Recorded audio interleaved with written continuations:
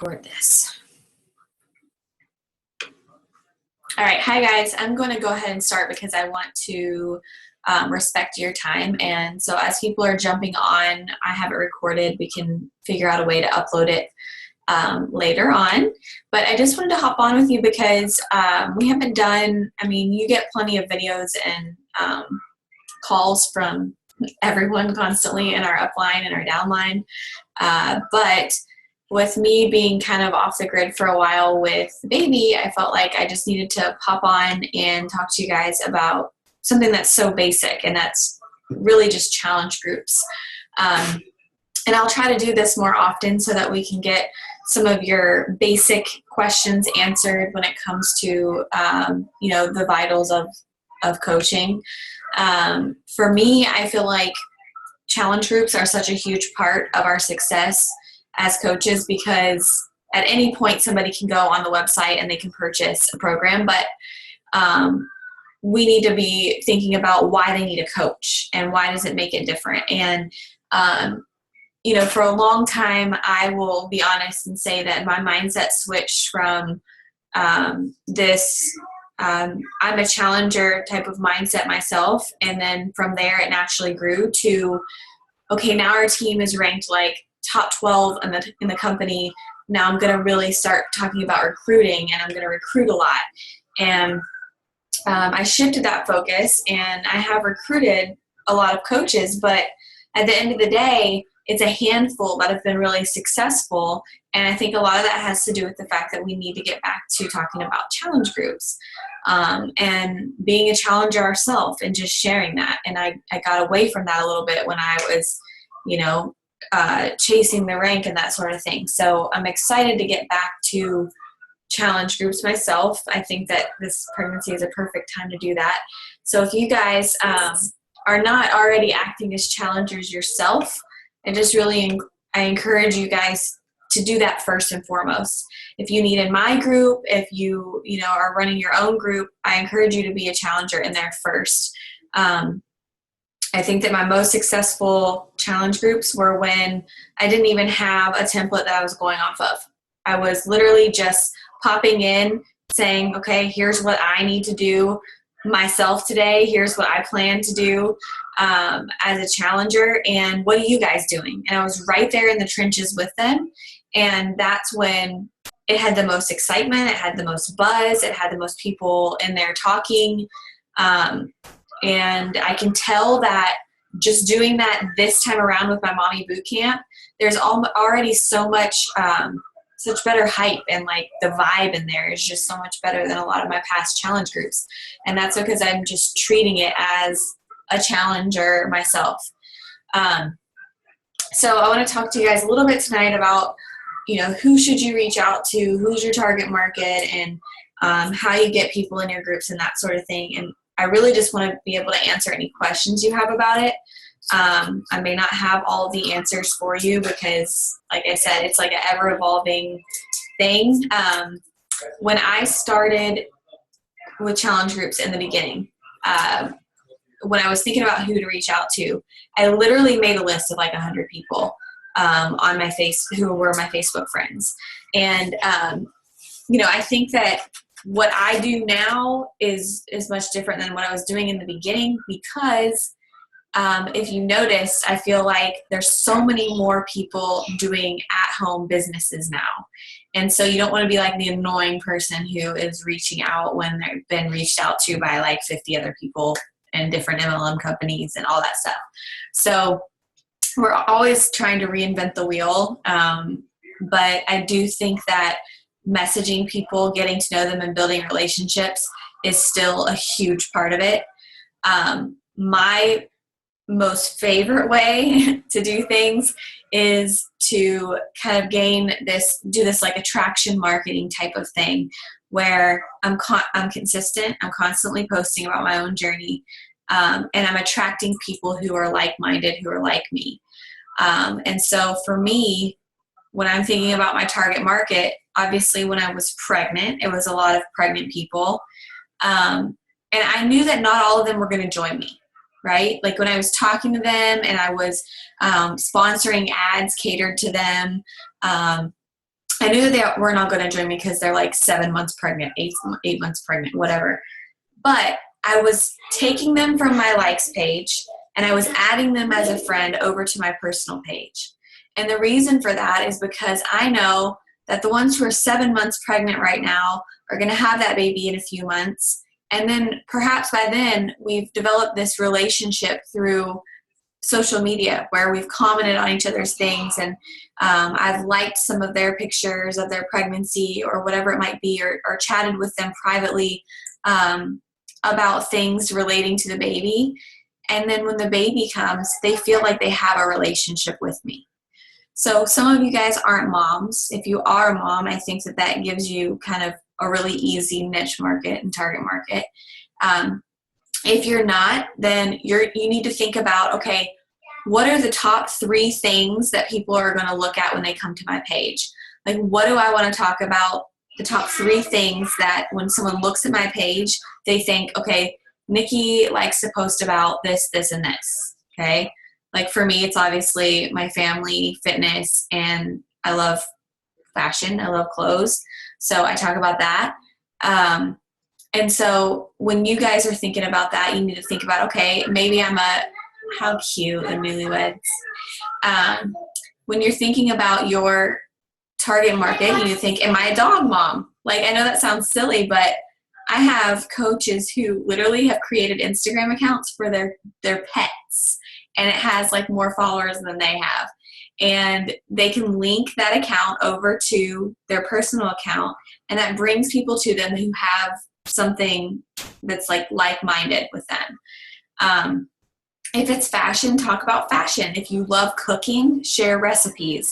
If it's cars, whatever it is, I don't know what you guys love, but whatever it is that's specific to what you enjoy, those 3 things should be visible when someone comes to your page. When they get there, and they should know, okay, here's the 3 things. And that alone is going to attract someone similar. Someone who chooses to click the follow button and doesn't know you is doing it because they find your content interesting. So you don't need to be posting 5 times a day if it's terrible content, if the quality is not there. I would rather you post once or twice a day and it be a really quality post and thought out versus, I'm going to try to throw something up here because I haven't said anything on social media in 5 hours or whatever it is. So think about that when you're thinking about your target market. Now, when you're growing a likes page, I don't know how many of you are growing your likes page, but when you are growing your likes page, you really want to think specifically target market, because if you're sponsoring an ad, it's going to ask you who your target market is. So to give you guys a little background on ads and how I do them, I may just walk you through how I create an ad so that you guys can see this, because I know people have questions about how do you run a successful ad, and it is kind of a guessing game. Some of them will be successful, some of them will tank. Some of them you could spend hardly any money on and they do the best. It's crazy, you don't ever really know. But let me just share my screen with you. And I'm going to go to, where am I? Right here. Okay, so I'm going to come down to Ads Manager. And it should pop up. Okay, and you're going to click Create an Ad. And I'm going to increase people's awareness of my brand. So I'm going to click Boost My Post, because if I'm doing an ad on coaching, the coaching opportunity, or my challenge group, I want it to be that specific post. So boost your post. You can also promote your page for post engagement. Okay, so here we go. I have created an audience already. So what if I go over here? Let me see.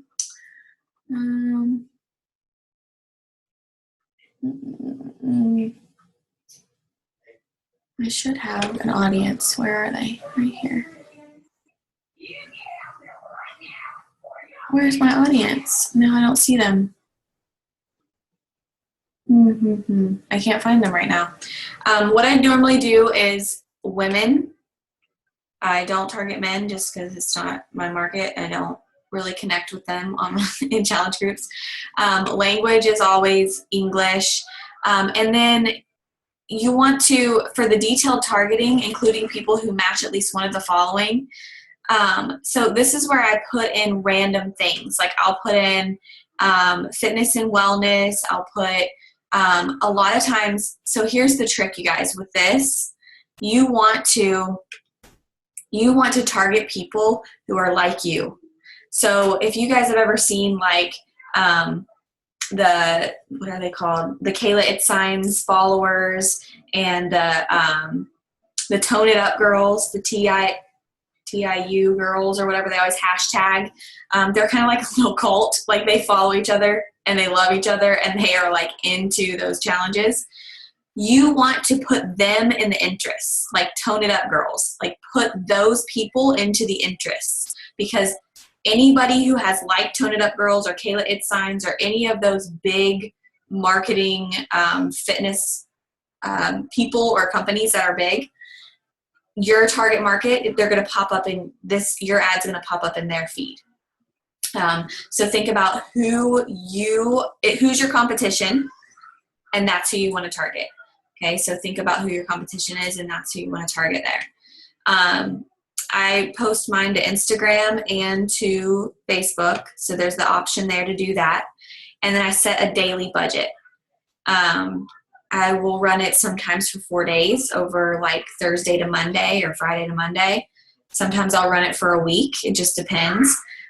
You should not have to you'll be able to go in and look at clicks, like how many people are clicking on it. You can look at all the demographics. It shouldn't be costing you more than like 11 cents per click.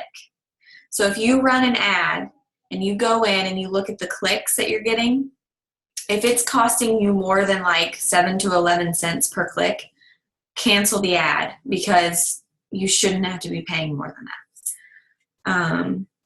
Give yourself a start and end date. And once you have created this audience, you can save it. That's what I was trying to find for you guys. You can save it and just click. You can name the audience whatever you want. And so every single time I go in and I use normally the same audience. I know I got a little off topic there, but if you guys are wanting to sponsor an ad for a challenge group, that is important. It's important to find the correct way to sponsor an ad that's going to give you traction from more than just coaches liking your post. Okay. So a few other things as far as challenge groups.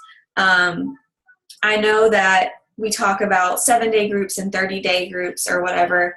I don't know about you guys, but I feel like if I'm running an ad or I'm trying to get people into a group and I'm posting publicly, I feel like a free group is the way to go with that.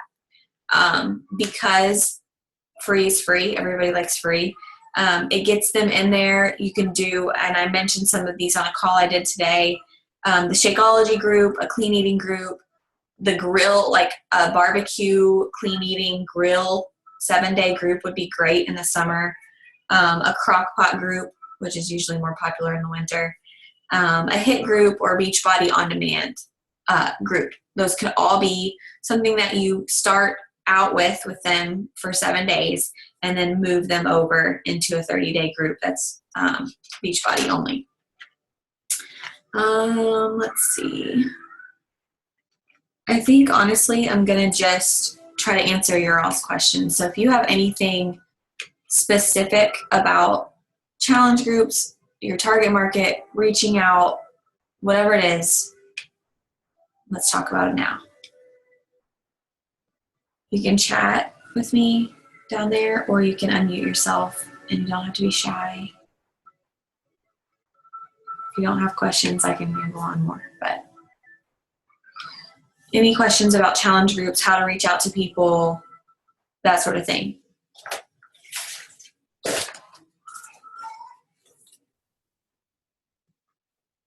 No? I think Mandy has a question, but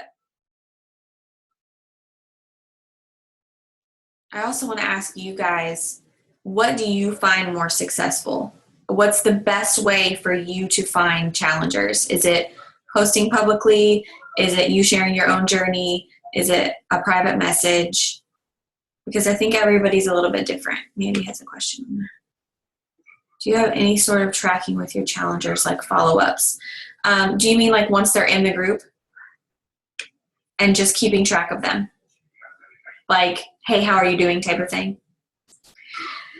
Yeah, so, and I think I've shared that before in the, because I'm not an Excel girl.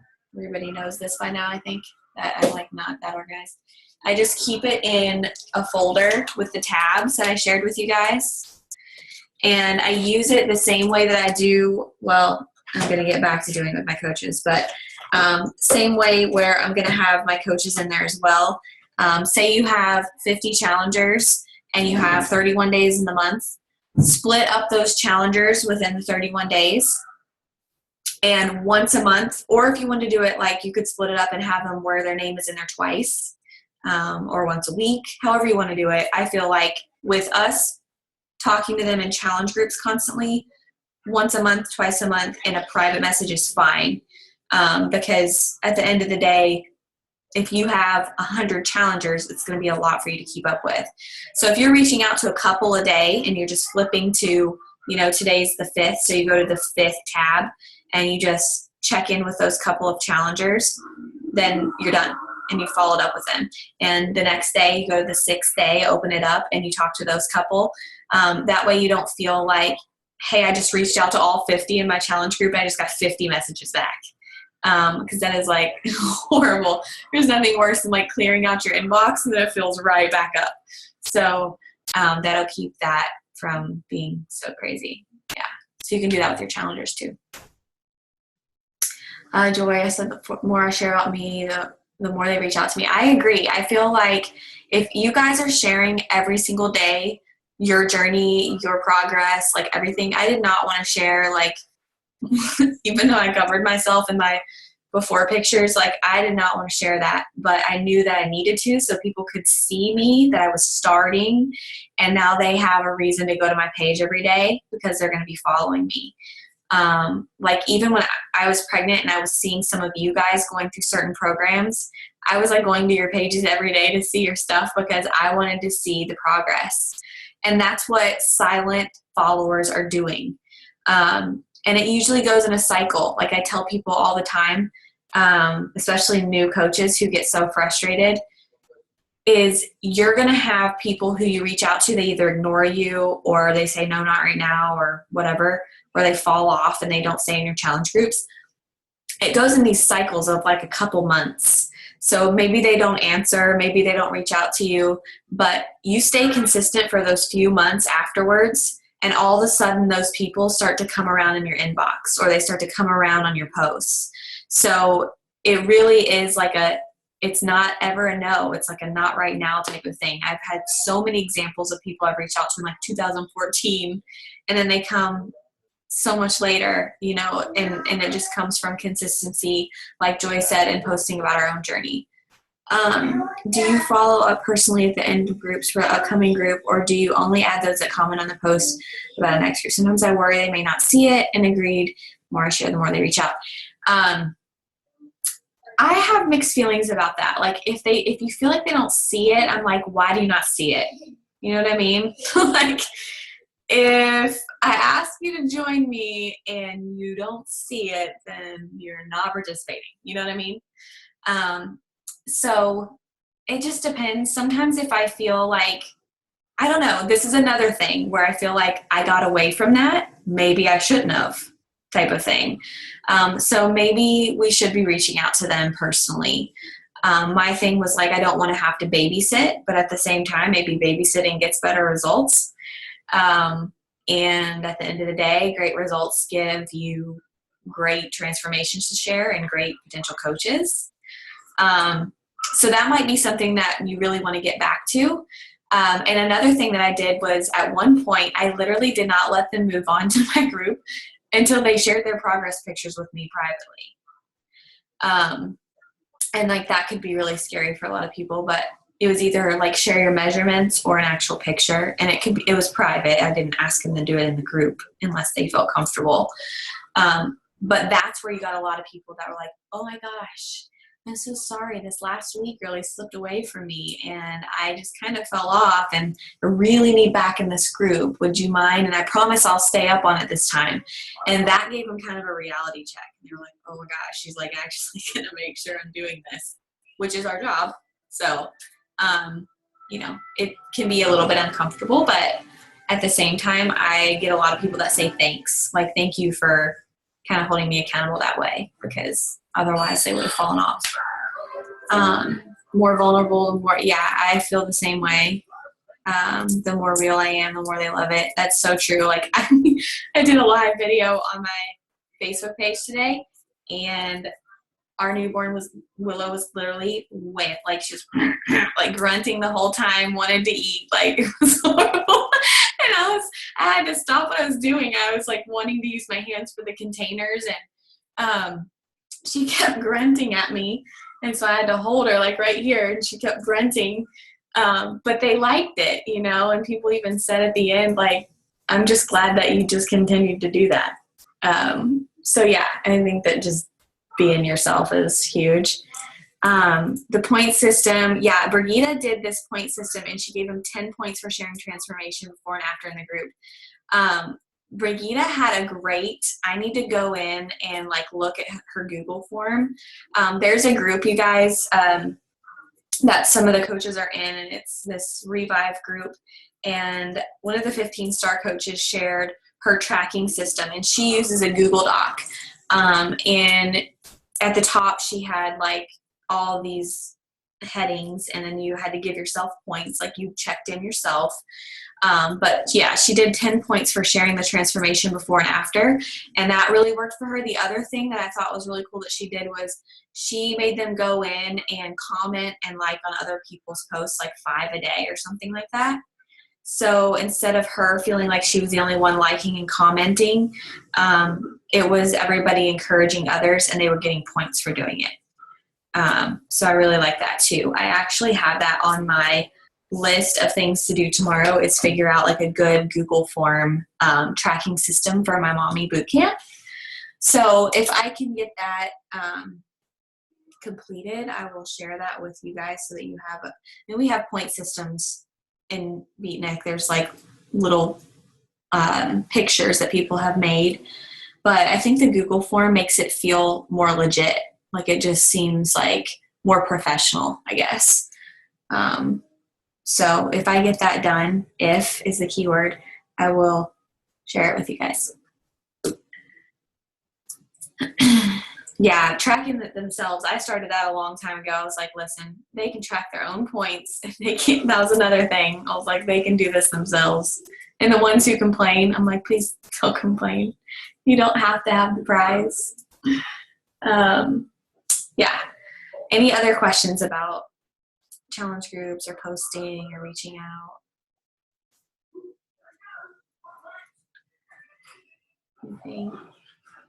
I think that Google form will be really good for everybody. I need to get that going. And if you guys have anything that you think is working, then share it. We would love to know. I'm trying to get back to like reinventing the wheel with my challenge groups, so I'm trying to figure it out. But anything else you guys can think of? No? Okay. And I know you guys had like other topics when I was posting about the Zoom calls, so I'm going to try to take those that were in that thread and feed off of those for other Zooms. And we can do like these 20-minute calls like once a week or something and just powwow and, talk about things that are working and aren't and whatever. But anyways, yeah, if you guys have questions afterwards about challenge groups or anything like that, let me know. And I think that's it. Thank you guys for hopping on.